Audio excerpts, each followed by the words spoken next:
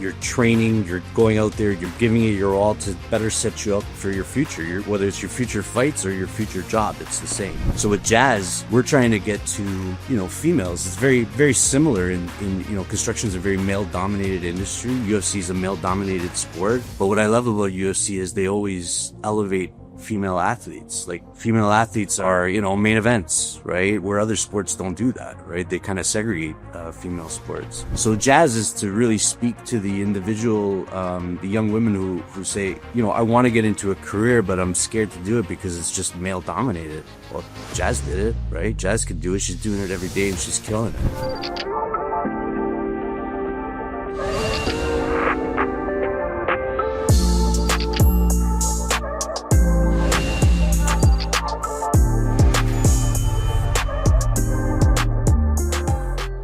Welcome back to Fight Capital, where we enter the ring of combat sports business. I'm your host, Ryan Rappaport. Today, I am lucky to be joined by Mike DiDonato, who is the Chief Operations Officer at Skilled Trade College of Canada, overseeing partnerships like the recent renewal for the UFC with UFC 315 upcoming quickly in Montreal, and he brings a deep experience in operations and management with more than a decade leading vocational training programs at Skilled Trade Colleges of Canada that empower young professionals.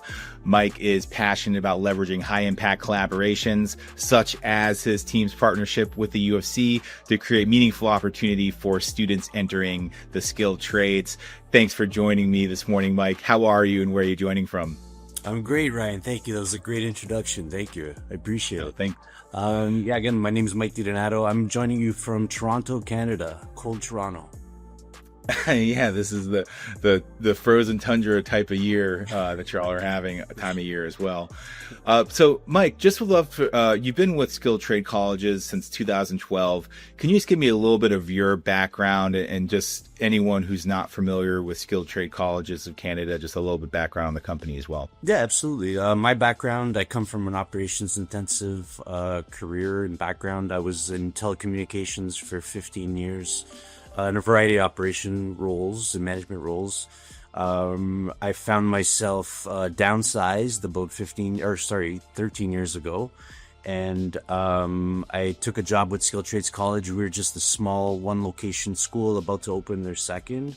And I'll be honest, Ryan, it wasn't in the industry that I was in. And I looked at it as maybe just to fill the gap until I find something in the industry that I was in.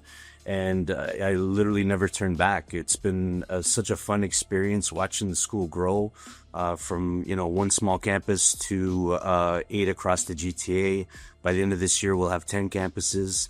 And we are also expanding down south in South Florida in first quarter of 2026. So it's been a really exciting and fun place to work and really have a channel for creativity and great work with great people, and we have a great team here, and it's been amazing. Well, congrats on the expansion. I've been saying for a long time, everything you guys are doing in Canada, I think, needs to be replicated here in the U.S. I worked a lot of skilled trades growing up between carpentry and drywall and all of the kind of behind the scenes stuff. So it made perfect sense for me. It's such a high paying career that a lot of people aren't super familiar with, don't necessarily think about. But it takes back to that UFC partnership too, which aren't typical for vocational college. I mean, no.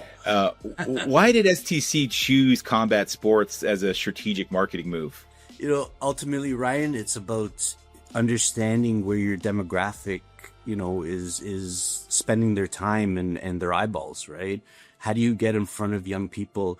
Unfortunately, they're not going to listen to, a middle-aged guy tell them what to do with their career. But, when you start involving celebrities, whether it's with our partnership with NBA Toronto Raptor, Scotty Barnes, or with UFC or Mike Malott or Jasmine Jasudavicius, that's where their eyeballs are. And that's what influences young people to get into the trades.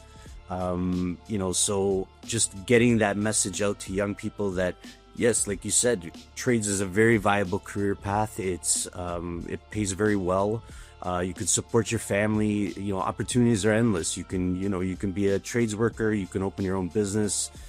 You can teach for a school like ours, or you can open a school. There's just a variety of different paths that people can take that are lucrative and rewarding. Yeah, I think you hit the nail on the head there, and have loved the partnerships that you've done in the NBA, as well as the local talent that you have there with Mike and Jasmine, who are, I think, are amazing representatives of your brand. I loved all that integrated content that you've done, and shout out to the Sunny Paddock who helped set this up.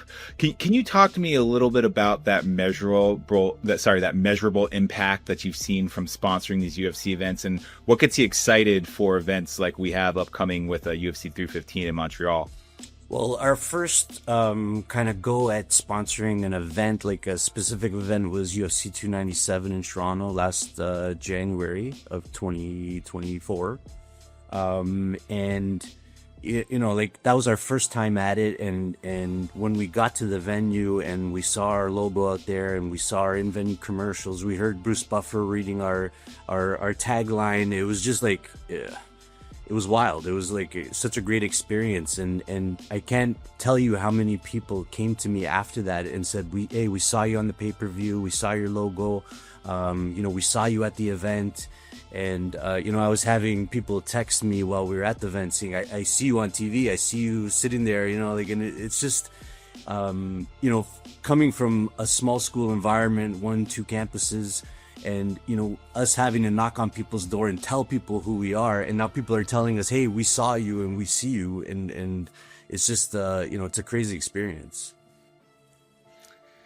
Yeah, it's funny because you hit really like the three aspects of a good partnership, right? It's like that pay-per-view and all that digital and streaming, that social media aspect and kind of the publicity side of it, and then actual being there in person and capturing the people that are coming into the arena and actually participating in the event real time. I think it's very cool to see that and to see like, hey, all three of those touch points you were seeing real time as people were hitting you up via text message. It's those type of metrics I think are always very cool, and as an operation guys, I'm sure you're kind of tracking and evaluating, but you also did this very cool program, the Building Championship Scholarship, which I loved. Really that kind of like social impact aspect of giving back to people who might not be able to afford it right out the gate. Can you just share like a little bit about that program, and were there any specific business metrics that you used to actually say like, hey, this was a successful launch and program for us? Yeah, I mean, like when it came to the Building Champions Scholarship or any scholarship that we run here, it's not really about business metrics. It's about giving back. I mean, like, we can talk about leads and social media followers and all our return on investment metrics, but with the Building Champions Scholarship itself is really it's really to help people. There's a lot of people out there who can't afford to train themselves to get into a viable career, and they deserve that opportunity. So we saw this as a perfect opportunity to leverage UFC's iconic brand and give 12 individuals, 12 Canadians, an opportunity to train and get into a prosperous career, and they could really just change the course of their future, right? Like, get a great job and support their family and really just kind of change the narrative of what's been happening in their lives. How has that partnership with the UFC influenced STC's brand perception among potential students and the public? Listen, I like I mentioned a little bit before, it's like nobody knew who we were prior to this sponsorship, and like we were known locally, but now we're kind of like, I'll give you an example. I have 3 boys who are 21, 19, and 17. And they come to me and said, hey, my friend saw you guys on Instagram, or they saw your commercial, or they saw you at the UFC event, or they saw the video you put out with Mike and Jazz. And like, it's a cool feeling because, before they were kind of explaining, hey, what was your dad do? And they'd have to, give them a big speech. Now they get it. Was it a UFC 308 that you guys first kicked off in Toronto? If I'm forgetting the number. 297. 297. Sorry, 297. Yeah, 297. Man, feels like ages ago, but it was only like a little over a year ago. Talk to me a little bit about UFC 315 in Montreal. They always go big. It's always an amazing event. Canada is such a great market as well for the UFC. What activations? I know you're not so maybe hands on with that, but is there anything cool that you have planned to kind of maximize visibility ahead of and at the event? Yeah, I mean, like we're gonna have our social media team on the streets the week of, and kind of doing some fun trade related question and answers with people on the street, and kind of how it relates to the trades. We have, again, we're presenting partners, so we'll have all the in-venue commercials, logo on the octagon. Bruce Buffer live reads will be on the step and repeat at the press conference and the weigh-in. So we'll be everywhere. We have a lot of cool content that we've already shot with Mike and Jazz that we'll be releasing leading up to the event. So look out for that. It's going to be really fun. They were here last week for a full shoot. So we're really excited and pumped about that. I think we, even just the Mike and Jazz and how we got into that is like just supporting Canadian athletes and like Mike, like I knew who Mike was. It really cemented to me at 297. We went to the weigh-in, and when he came out, the whole audience started chanting Mikey. And I knew at that moment, I go, we got to sign this kid. This kid's, he'll really represent our brand, and he's been great. And then, the deal with Mike kind of led to Jasmine. And we're in a, people often say, like, I don't understand the symmetry between skill trades or training and UFC. Like, what's the connection, right? And for me, it's simple. Like, they're very similar. You're training, you're going out there, you're giving it your all to better set you up for your future. Whether it's your future fights or your future job, it's the same, right? So with Jazz, we're trying to get to, females. It's very, very similar in construction is a very male dominated industry. UFC is a male dominated sport. But what I love about UFC is they always elevate female athletes. Like, female athletes are main events, right? Where other sports don't do that, right? They kind of segregate female sports. So Jazz is to really speak to the individual, the young women who say, I want to get into a career, but I'm scared to do it because it's just male dominated. Well, Jazz did it, right? Jazz can do it. She's doing it every day and she's killing it, right? So that's kind of how that partnership got together as well. Yeah, I think when people think combat sports, they think, that male 18 to 44 demographic, it's like 95%. And I think people would be surprised how many women fans there are. And I'm always surprised. People come out of the woodwork all the time. They start naming off their favorite athletes. And I was like, I had no idea. I thought you liked golf. I'm just curious. So, like, what... You just renewed with the UFC. I mean, congratulations on that.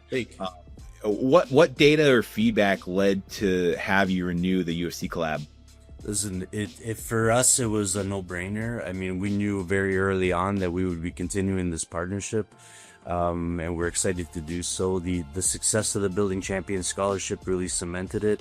The feedback that we got, like I mentioned, the leads, the social media followers, everything's up across the board.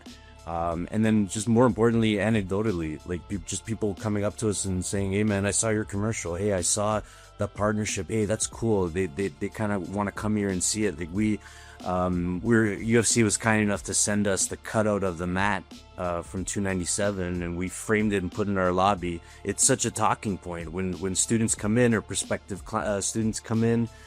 Their eyeballs go right to that canvas cutout, and they want to hear all about it, right? So it's a fun way to engage people into being motivated and wanting to come to school. You had mentioned Sonny Pathak before. Sonny Pathak, who's with New Path Sports and Entertainment, is been working with us for 3 years now, and he's put all of our sponsorship deals together. He's been fantastic.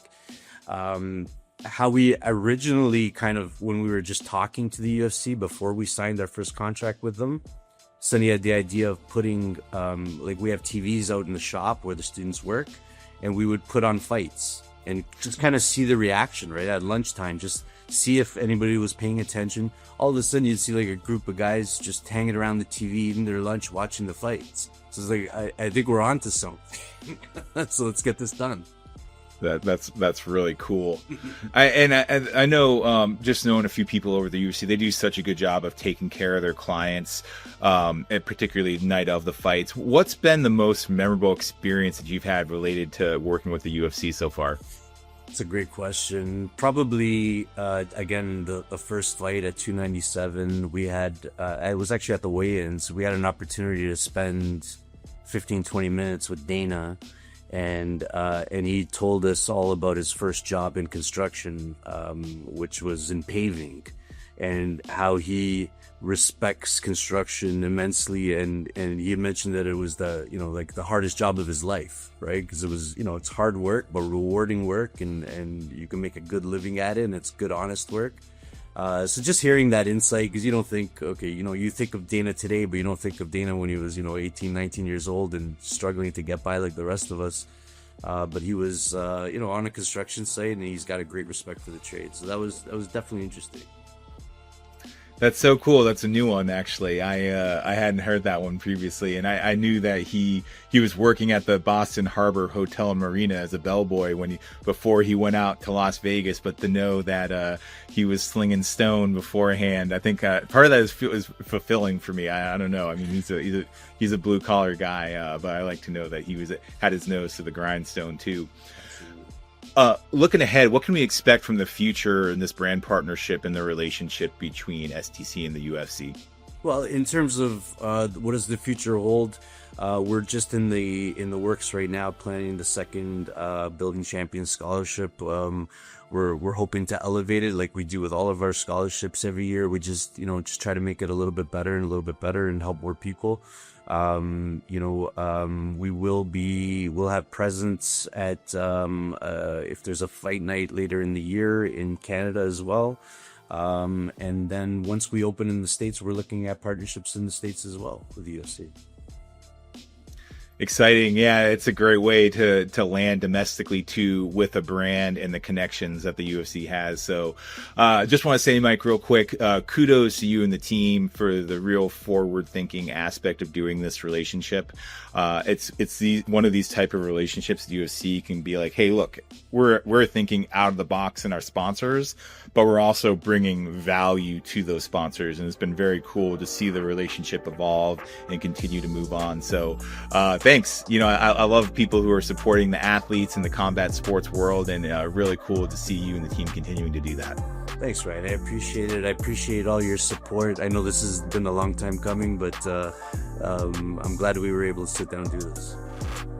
Likewise. Well, wishing you all best of luck leading up to 315, and can't wait to see what you all do next. Awesome. Thanks, Ryan.